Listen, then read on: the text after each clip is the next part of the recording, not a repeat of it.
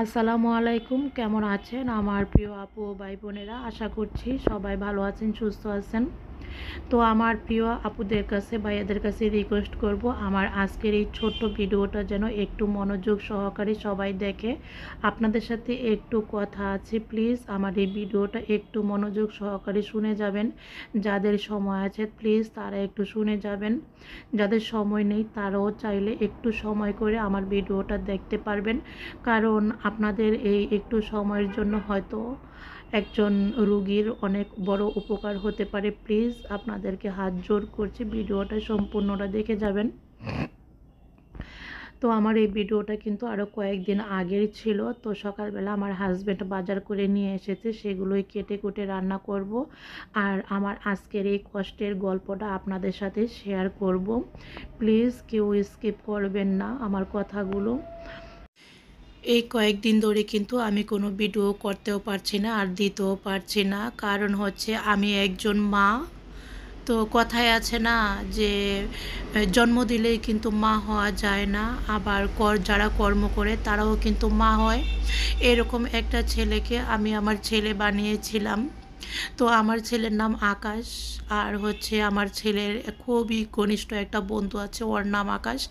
তো গত 15 তারিখে রাতে কিন্তু ও বাইক অ্যাক্সিডেন্ট করেছে। আমি কিন্তু একটা পোস্ট দিয়েছিলাম, আমার ছেলের বন্ধু অ্যাক্সিডেন্ট করেছে, আপনারা সবাই দোয়া করবেন। সেখানে কিন্তু সবাই দোয়া করেছে। তো যখন আমার বাড়ির সামনে অ্যাক্সিডেন্ট করলো তখন কিন্তু আমি আমার ছেলে, আমরা দুজনে মিলে ছেলেটাকে অনেক ডাকাডাকি করলাম, কারণ ও যখন অ্যাক্সিডেন্ট করলো তখন যে ও জ্ঞান হারিয়েছে, এই পর্যন্ত আর ওর জ্ঞানটা ফিরে নাই। আমি আমার নিজের হাতে আমার ছেলে আকাশকে মাথায় পানি ঢাললাম, আকাশ আকাশ করে ডাকলাম, আমি আমার ছেলে আকাশ আকাশ করে ডাকলাম, ও কিন্তু একটুও শুনলো না। আমার ছেলেটা কিন্তু কান্দাকাটি করে একদম অস্থির হয়ে পড়েছে। কারণ হচ্ছে ও সব সময় ওকে ওর বন্ধু মনে করতো না, ভাই মনে করতো, দুজনকেই ভাই মনে করতো। আমার যে পুরাতন চ্যানেল আছে সেই চ্যানেলে কিন্তু আমি ওর কথা অনেক বলেছি, অনেক আপুরা কিন্তু তাকে চিনে। আমি কখনো বাসায় কোনো ভালো মন্দ রান্না করলে ওকে ছাড়া খাই নাই। আমি যা বলতাম, যে একটা কথা বলতাম সব শুনতো, সব মানুষের সাথে হাসি খুশিভাবে কথা বলতো। আজকে ছেলেটা অ্যাক্সিডেন্ট করে হসপিটালে আইসিইউতে শুয়ে আছে। ছেলেটার বাবা মায়ের আর্থিক অবস্থা খুবই খারাপ, তাদের পক্ষে সম্ভব না এত টাকা দিয়ে চিকিৎসা করা। একমাত্র আমার মুখের দিকে তারা তাকিয়ে আছে যে আপনারা যদি ভাই ভাবি আপনারা আমার ছেলেকে বাঁচান, আপনারা যদি আমার ছেলেকে না বাঁচাতে পারেন আমার পক্ষে বাঁচানো সম্ভব না।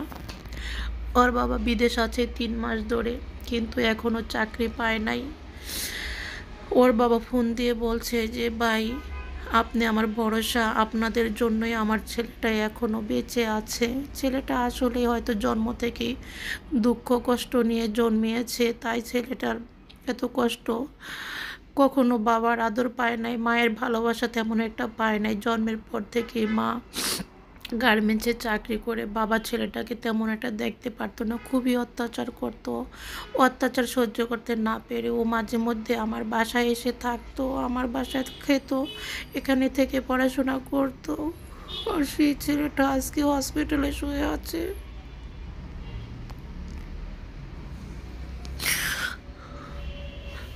আমি তো মা, আমিও তো বুঝি সন্তানের একটু ব্যথা পেলে মায়ের কি কষ্ট হয়, যারা মা এটা সবাই বুঝে। আশা করি আমার আপুরও বুঝে।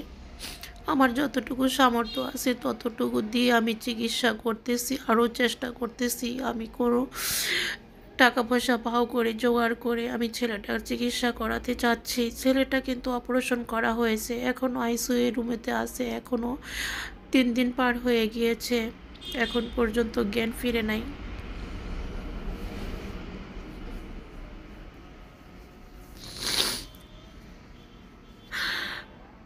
আমরা সবাই আল্লাহর কাছে দোয়া চাচ্ছি, ভিক্ষা চাচ্ছি। আল্লাহ তুমি তো সব কিছু করতে পারো, আল্লাহ আল্লাহ তুমি ছেলেটাকে ফিরিয়ে দাও আমাদের মাঝে।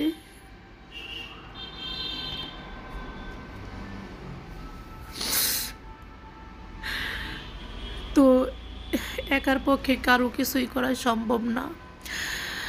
তো আমার ছেলের যে বন্ধু বান্ধব আছে সবাই মিলে কিন্তু এলাকা থেকে গ্রাম থেকে যে স্কুল কলেজ আছে সব জায়গা থেকে টাকা পয়সা কানেক্ট করতেছে, সেখান থেকে কানেক্ট করে চিকিৎসা চলছে। তো আমার যে দয়ালু আপুরা ভাইয়ারা আছে, যদি আমার ভিডিওটা দেখে থাকেন, কথাটা শুনে থাকেন, আপনারা চাইলে প্লিজ আমার একটা বিকাশ নাম্বার দেওয়া থাকবে, আপনারা চাইলে এই নাম্বারে কিছু যে যা পারেন 10 টাকা 20 টাকা পাইলেও কিন্তু সহযোগিতা হবে, আজকের এই ছেলের চিকিৎসাটা হবে। তো আমি মা হয়ে ভিক্ষা চাচ্ছি, কী আর করবো, আমার যদি সেই রকম সামর্থ্য থাকতো আমি কারো কাছেই চাইতাম না, কারণ এখানে হচ্ছে লক্ষ লক্ষ টাকা লাগবে, লক্ষ লক্ষ টাকা এই মুহূর্তে আমার পক্ষে দেওয়া সম্ভব না। আমার হাজব্যান্ড বাড়িতে বেকার বসা, যদি বিদেশে থাকতো আমার কারো কাছে আমি একটা টাকাও চাইতাম না। তারপরও যা আছে আমার হাজব্যান্ডকে শুধু বলেছি ওর চিকিৎসার খরচার টাকা দাও, ওর অপারেশন হবে টাকা দাও। আমার হাজব্যান্ড কিন্তু একটি বারের জন্য না করে নাই, বললো যে টাকা তুলে এনে আগে অপারেশন করাও। তো আমি কিন্তু সঙ্গে সঙ্গে বুথ থেকে রাত 12টার সময় টাকা তুলে অপারেশন থিয়েটারে দিয়েছি অপারেশন করার জন্য।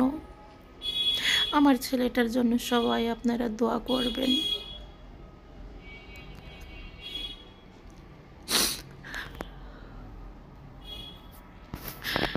যাই হোক, অনেক কিছু বলেছি, যদি ভুল হয় তাহলে ক্ষমা করে দিবেন। আমরা কিন্তু অনেক জায়গায় অনেক টাকা পয়সা খরচ করি,